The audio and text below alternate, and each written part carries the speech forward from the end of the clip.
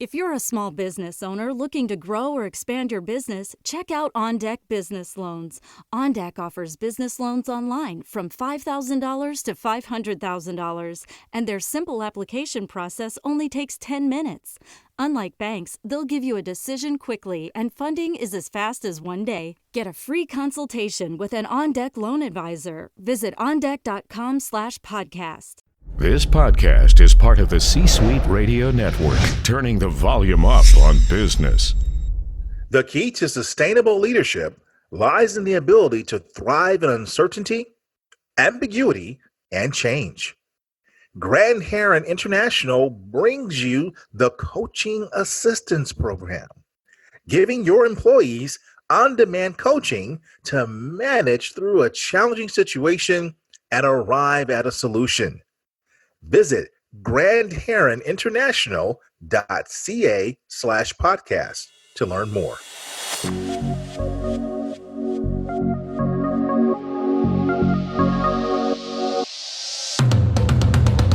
Welcome to the Keep Leading Podcast, a podcast dedicated to promoting leadership development and sharing leadership insights.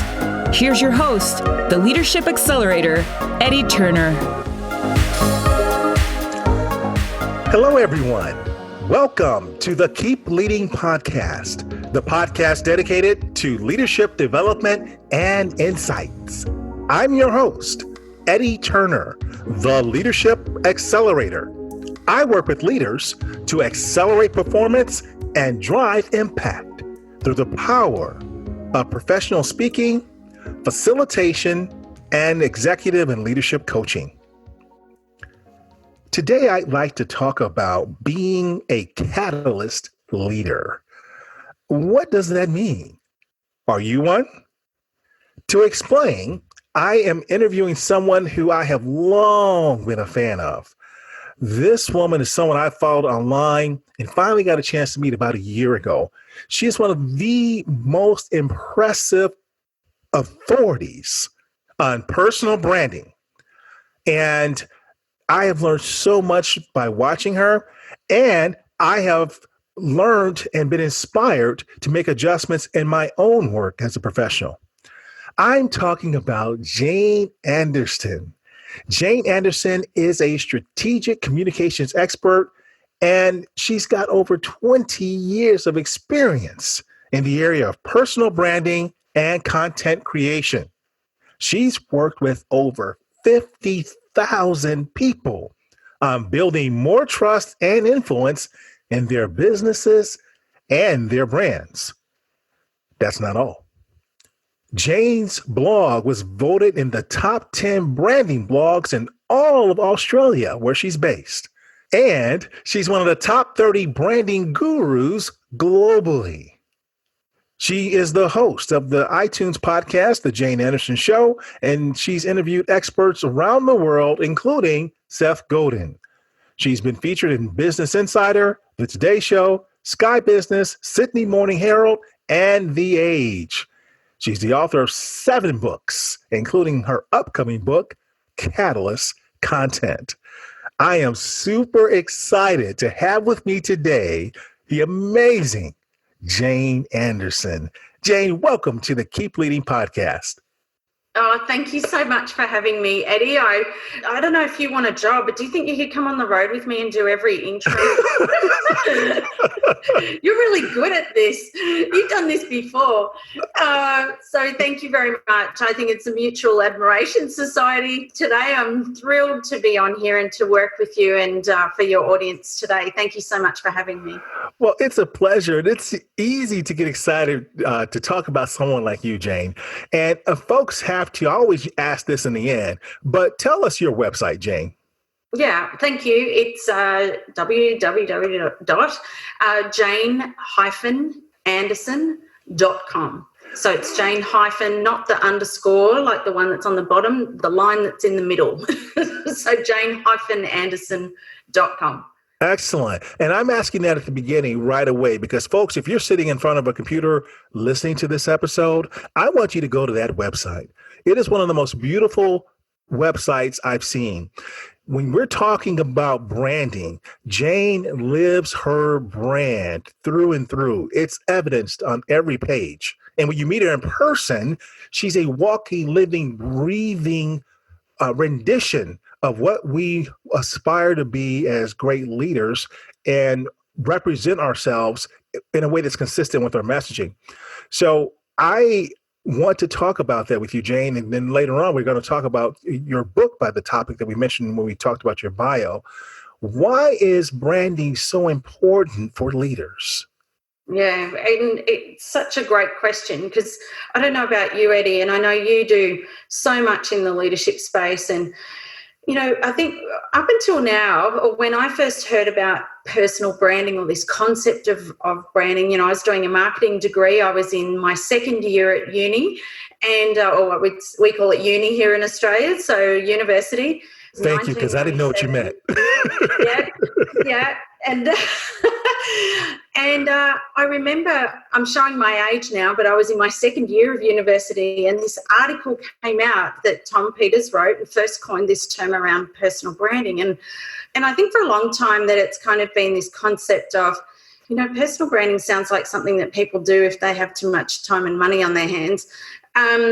But as you really start to get into leadership development, and I spent 10 years in leadership development in the corporate space, and when you start to realize, actually, when you're stepping into a leadership role, whilst the role is about leading others, is that you have to have that really strong sense of your own identity and who you are, because that's challenged and you will come up against that every single day. So a big part, and essentially branding, is being able to identify who you are as a leader. Jeff Bezos says it's what people say about you when you're not in the room. Tom Peters will say that it's the promise that you make to the marketplace and to the world. And when I'm working with leaders, I think what I do is I just work out with them, what is it that is your real area of what's your genius? What are you most known for? And how do you use that to motivate, connect, engage, and inspire people? And really, if you can work that out, then I think you've got something you can leverage, and that's authentic too. Now, Jane, does this matter for everyday business leaders, or should this only be for folks who are in the marketing space? Great question. We all have a personal brand, whether we like it or not. It's just whether you've got the one you want. I always see branding as really about making a conscious choice about what you're doing, and are you being known for what you want to be known for. So regardless of whether you're in marketing or whether you're in corporate America or corporate Australia, if you're listening to this, is that, and I do this a lot with universities, research institutes, and even emerging leaders, and it doesn't really matter. What I find is branding doesn't discriminate. So regardless of whatever level you are, even if you're a graduate, maybe you're just starting in your first role, maybe you're not even in a leadership or management position, at the end of the day, it's about taking control of your personal brand, making conscious choices about who you are and how you influence and engage people, because otherwise you're just at the peril of what the world wants you to be or how it perceives you. And then as a result, you're not going to get opportunities, or you're going to have to work really hard to work around them, and you're not getting a voice. Perhaps you're not being heard for, the ideas that you want to put forward and things like that. We're time poor, and when we've got a better sense of what we're trying to do, clarity about where we're trying to go, then you've got to design or really make conscious choices about your brand to do that. Otherwise, you're like a pin. I say you're a bit like you're in a pinball machine. Is that you're just pushed around whatever everybody else wants you to do. So, what is the first step a leader should take to build their brand? The first step I say to everybody is you've just got to take the time to just be really clear about who you are. So, and how that starts is looking at things like, what's your vision? What's your purpose? What's your why? Why are you here? doing some values work. So what are the things that drive you? What's important to you? And then looking at who do you serve? Who is your audience? So if you're within an organisation, or maybe you're looking at branding or repositioning your brand to be able to progress your career, is maybe it's saying, okay, well, I want to be known in this particular industry. Like if you're wanting to make a move from finance into maybe academia, okay. So first of all, you just got to be clear. And sometimes that's the hardest bit, is going, oh, I don't know what I want, or maybe I don't know what I want, but I know what I don't want. Mm-hmm. And also just being clear that a big part for people, and I don't know, this doesn't, perhaps maybe this resonates with the US, I don't know, Eddie, but we have in Australia this concept of a tall poppy. So the tall poppy syndrome here in Australia is about, what I love about Americans is you're so supportive and encouraging of people who put themselves out there and have a go. In Australia, we have the tall poppy where we actually cut people down for that. And that's very hard for leaders. It's a real challenge, and it creates a lot of fear and anxiety around what people think of me. So you're saying that when someone wants to go out on their own, people will cut them down rather than encourage them? Absolutely. So even in a leadership role, so even if they're within an organisation, but if they go out on their own in business, hard work is not always in putting yourself out there and putting, whether it's content and putting those things out there. People say, who does she think she is? Who does he think he is? So we have this culture in Australia where it's not cool to put yourself out there. And it's a real challenge for most people, and it's a mindset that I find that I have a lot of, it's where I spend most of my time working with leaders. Interesting. Yeah, and it's from the UK and all our convict background and days, but that's why sometimes I love going to the US, because everybody's so enthusiastic about each other, and I love that bit of an injection of that when I go over there, and I go, oh good, I come back, I feel so much better. That makes what you've accomplished even more impressive to me then, Jane. Oh, you're very kind. No, because really, the way that you've taken the risk, then I'm understanding now, it's been more courageous than what I'd even imagined, because you are out there, and you are out there quite vividly in living color, if you will, because you always have great flowers, and you're elegant white, and I mean you're out there, and people can see you and aspire to be like you. So, what gave you the courage to step out there in this kind of an environment?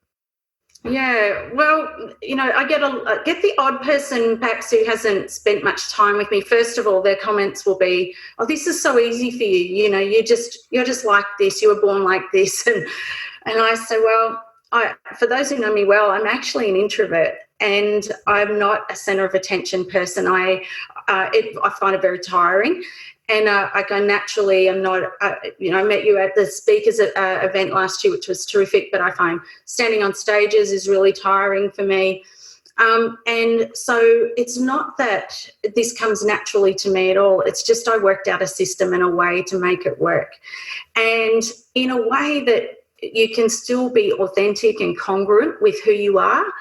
And so what I love doing is I love giving people permission to find a way to do that, and to think, you know what, I know this is what people think. I know it's probably people are saying, who does she think she is? And, and the whole tall poppy thing. But that's my crusade. My crusade is to help people overcome that tall poppy a little bit, and just to feel like you can put yourself out there. Don't worry about what other people think. And this is not something that came naturally to me, but here's the process that I've found worked for me. And we can do your version of that for you. This is just my version of it, and I've been able to work out how to do it, and I've gotten a bit more comfortable with it. But it definitely does not excite me about putting myself out there all the time. It's not natural at all, but I've just learned how to do it. Wonderful. Thank you for sharing that. And as I said, I'm even more impressed now knowing that, because I had no idea that was the case there. And part of your strategy has been to create content. And I got to tell you, one day you put up a post, and I may not get the wording exactly right, but it was something along the lines of, instead of waking up and consuming content, wake up and create content. And I said, ouch. You hit me right between the eyes, because the first thing I do is I wake up and I watch the morning news and or read the paper or something. And that made so much sense for thought leaders that we should be creating. So what made you write that and do that to me? Sorry about that. I think there are a couple of things. For some of your audience, and maybe you, Eddie, you probably heard of Marie Forleo, so I can't take 100% credit for it. So Marie Forleo, she's written the book, Everything is Figure Outable. She's just recently written it. And I followed her for a little while, based in the US, of course, and she put up a quote one day that said, create before you consume. And I thought, oh, that's so true. Of course, that's what we need to do, because once we end up in consuming, we end up down this rabbit hole and it's really hard to get back. Now, a couple of things that stand out to me and why this matters even more, and what inspired me to keep talking about this with people, is that, and this is a bit different to the US too, Eddie. So here in Australia, because of our tall poppy a little bit, we celebrate humility a lot in Australia. Mm-hmm. So we have a challenge here. There was some research that came out at the end of 2017 that said that, the world is consuming more information than ever. But the challenge in Australia is, compared to the US, is that the US is consuming more information than ever.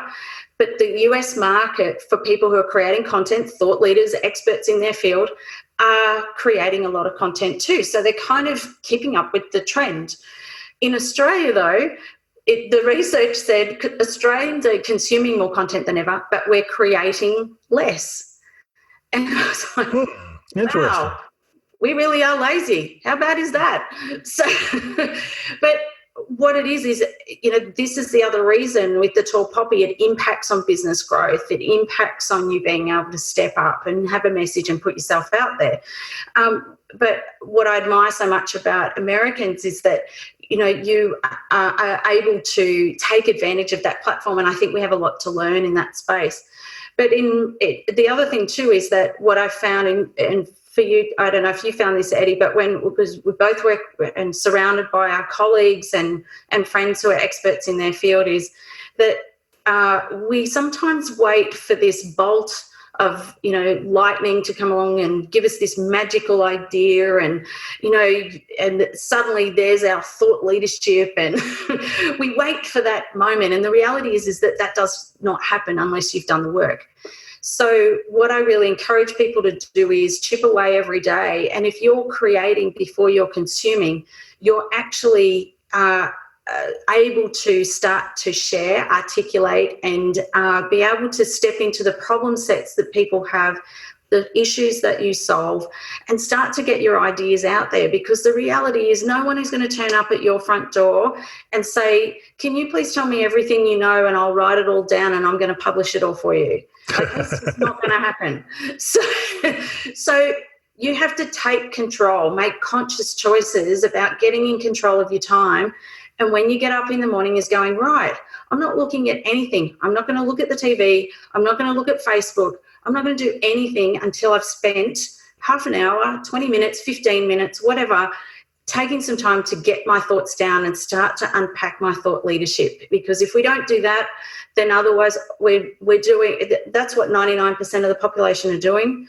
Only 1% of people on LinkedIn write content. So if you want to be a leader, you've got to be able to lead a message. You've got to lead a community, and you've got to lead your time in doing that, because otherwise you're a follower. Thank you. And now you have just reset my calendar for tomorrow, what I'm going to do when I wake up again. We're talking to the amazing Jane Andersen. She's a strategic communications expert, and we're talking about the power of personal branding for leaders. We'll have more with Jane right after this. This podcast is sponsored by Eddie Turner, LLC. Organizations who need to accelerate the development of their leaders call Eddie Turner the Leadership Accelerator. Eddie works with leaders to accelerate performance and drive impact. Call Eddie Turner to help your leaders one-on-one as their coach, or to inspire them as a group through the power of facilitation or a keynote address. Visit EddieTurnerLLC.com to learn more. This is Chester Elton, the apostle of appreciation, and you're listening to the Keep Leading podcast with the one, the only, Eddie Turner. Okay, we're back, everyone. I am talking to one of my favorite people ever, the amazing Jane Andersen. She is a strategic communications expert. She's all about branding, and we're talking about why branding is important for leaders. And not just branding, or a part of the branding strategy is producing content. And that's what we were talking about before we went to break. Jane, there's something that you said that I found fascinating. And I'd just love for you, as we wrap up that part of our conversation, you said if you can brand authentically, market persuasively, and sell confidently, your business will grow. Absolutely. Spot on. So when you tell people that, what does that do to them?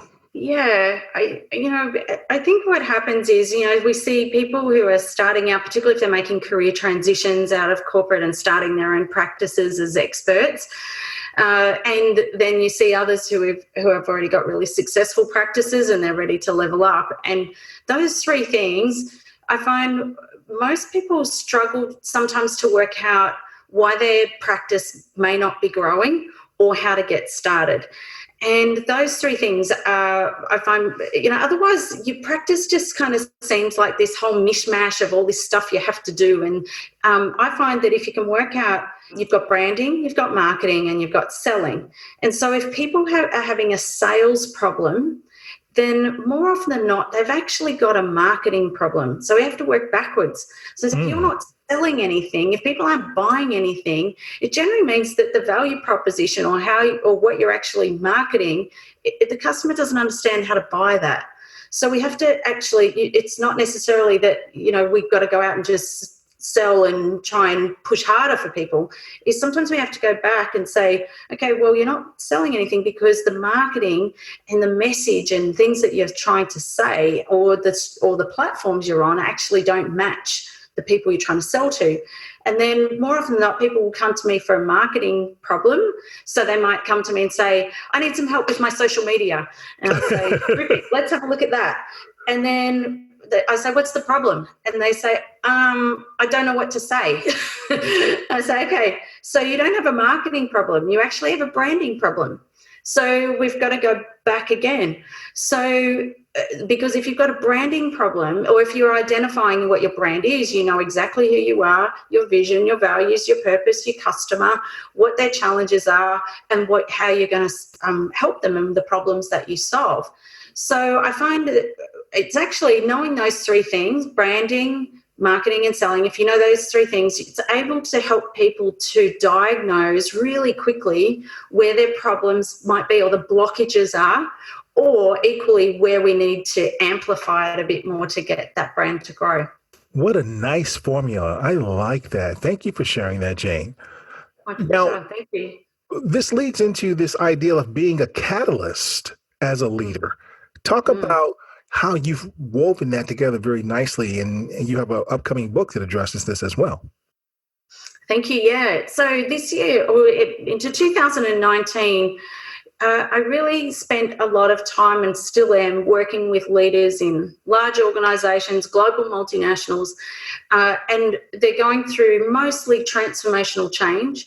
And the challenge that they've got, they're in global communities. There's a lot of people in a lot of different places. And then the challenge with going through transformational change is that the game that you're playing is actually around trust. So you're trying to keep really high levels of psychological safety, which some of your listeners may or may not have heard of. So psychological safety is that sense of trust and belonging that I'm going to be okay through change. And so for leaders, there's so much more pressure on them to be able to help people through that change. On the other hand, I do a lot of work with comms teams, so communications teams in marketing and internal comms. And their challenge is that they say to me, you know what, I get really tired of creating content for leaders. We've got so many leaders in our organisation and they don't know what to say. We've got intranet platforms, we've put in Workplace or we've put in Yammer, and I just wish people would use it. So they've spent a lot of money implementing these things, but then they're going, okay, so all our leaders, here's what we want you to do. We want you to put up a video every morning. It'll take you like 5 minutes to do, and we want you to do that, and we want you to communicate your message and keep leading people through change. Okay? Yeah, it's very easy.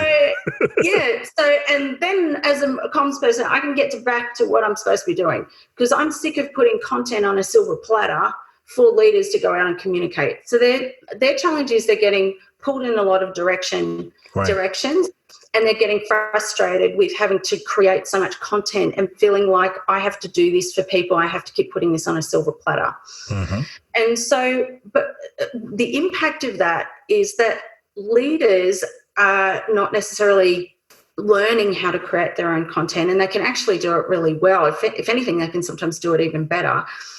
There's a fear that comes with, oh my God, what if I put this content up, or what if I put this video up? Because there's a vulnerability that comes with that. There's a power impact on their influence and power in the organisation. So if I say the wrong thing, it's quite different to saying that, on a LinkedIn post or something. So there's a lot more at stake sometimes. So what I noticed is that leaders, if you're going through transformational change, there's so much reactivity, there's so much going on. Then on top of that, you're trying to go, okay, well, so if I do this, how do I do this so that it's inclusive, that I don't upset anybody? I've got all these other issues that I've got to try and make sure I do the right thing. And so as a result, what kind of happens is they go, you know what, that's all too hard, I might do it next week. So, but leaders have this responsibility it's not just the face-to-face conversations anymore. For example, I'm working with an organisation at the moment. Their head office is here. They have a very large office in Kansas City in the US. They have an office in Singapore and in China. Now, so for them is that when I'm working with one of the leaders in China, storytelling about herself and being vulnerable and being able to tell a hero's journey type story about her failings as a leader and now, and being open. There's a lot of cultural challenges that come with that. Whereas in Australia and the US, leaders are sometimes a little bit more comfortable with that. So then you've got, okay, well, what if we've got to translate that content? What if we've got people in the workplace who don't necessarily have high levels of, if they're in Singapore or China, how do we get that content with captions, or how do we make it easy for them to do a translation on the platform? There's all these questions that come up. And so what I've really spent my time on is helping leaders, particularly those who are responsible, whether it's HR leaders or whether it's the executive team. And now we're starting to work with some of the more frontline leaders on what is your content plan for driving change, because this is not the responsibility of the marketing team anymore. There's so much bottlenecked there, and they're worked to the bone. What we need to do is let them to come out and facilitate with you and enable you and empower you to have this skill to be able to communicate and lead people through change, and not just think that, oh, that's not my job. Your job is to lead change, but we've got to amplify it, and we've got to be able to create the influence that you need in the moments that matter. And if you're frustrated that you can't get the influence or the motivation in the moments that matter, which is generally that sales time, mm-hmm. I need you to do this. Or equally is when things go wrong. We know through transformational change things don't go to plan sometimes. So you've got to get enough credits in the account to get that trust to build. And the only way you can do that is to stay visible, make sure that you're sending the right messages, being transparent, being inclusive, authentic, vulnerable, being empathetic, all those things. But you've got to be able to do it at a bigger scale so that you get the influence in the moments that matter. Very good. Are there elements, if I am a leader who wants to be a catalyst leader, are there elements that you would recommend for us to be able to create content? Yeah, great. So a couple of things. One of the first things I really encourage people to do is get them to envision some of these transformational projects, 3, 5 year, some 10-year projects. So the first thing I get them to do is to think about over the next 12 to 18 months, if you projected yourself to 12 months down the track, what would be happening that tells you that this transformation is going well and going to plan, and get them to envision that. Then I ask them, what are the key, 5 or 6 key messages or key things that you think would be contributors to that would be helping people to get to that point? And then the next thing I do is help them to unpack their own thought leadership a little bit in a way. So I teach content creation for thought leaders, experts in their field, but I do a slightly simpler version if I was working with leaders in organisations.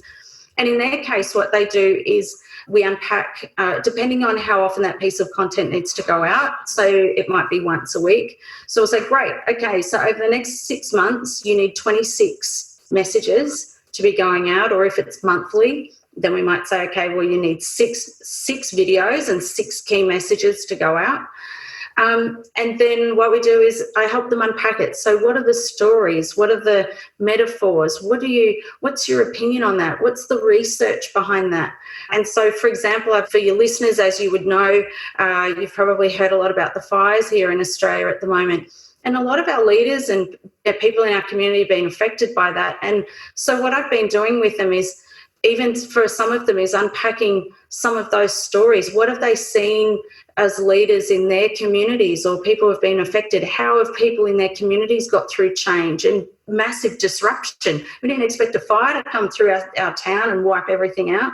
So there's some really incredible stories coming out, and storytelling is a really big part of being able to lead people through that change. And if you want to be a catalyst leader, then you've got to come up with some catalyst content. And it's not just content as in, I'm going to spam everybody. I love the quote by Anne Headley, who says that the world doesn't need more content, it needs more valuable content, and content that actually drives change. And so it's not about noise, it's about meaningful, purposeful content aligned with change that will inspire and motivate and engage your people. Wonderful. Thank you for sharing that. Good actionable steps that we can take as leaders to be a catalyst leader. And by the way, yes, our heart, our prayers go to the people in Australia being affected by these horrific events with the fires.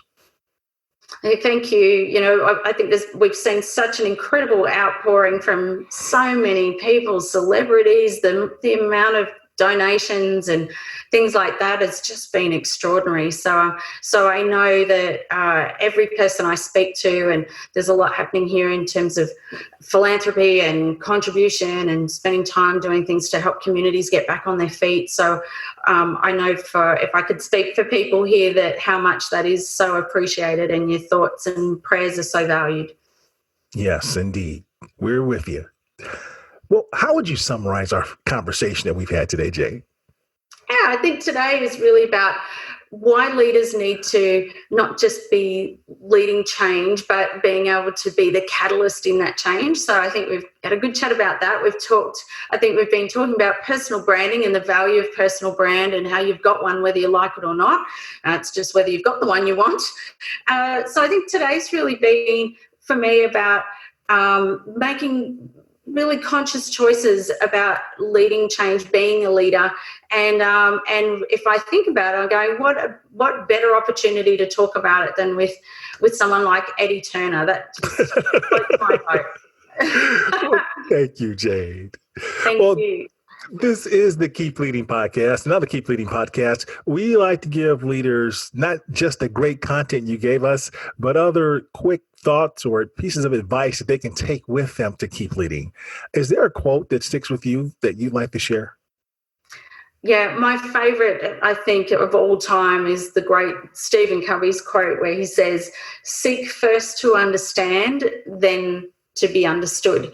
And at the end of the day, if you're going to be a catalyst leader, you've got to really understand your people first before you can start telling them what to do. Fantastic. Thank you for sharing that.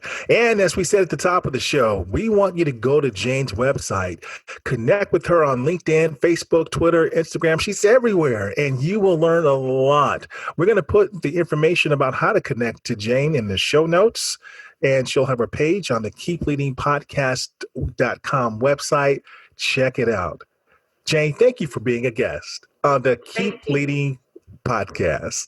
Thanks so much, Eddie. And thank you for listening.